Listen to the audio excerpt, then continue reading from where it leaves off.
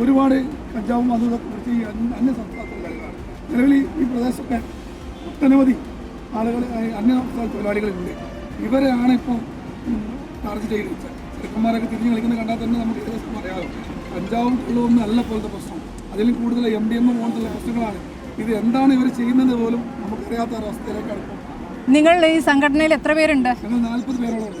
എത്ര കാലമായി ഈ പ്രവർത്തനം തുടങ്ങിയിട്ട്? ഇതിപ്പോൾ ഒരു കോവിഡ് സമയത്ത് തുടങ്ങിയാണ്.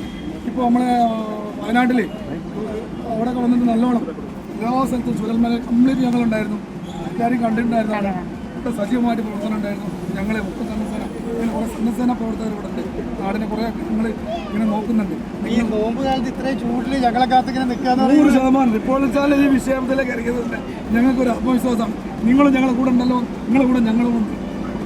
Thank you. ഞങ്ങൾ അടുത്ത സ്ഥലങ്ങളിൽ മുഖത്തേക്ക് ഞങ്ങൾ നിങ്ങളുടെ പുറകെ തന്നെ റാലിയായിട്ട് വരുന്നുണ്ട്.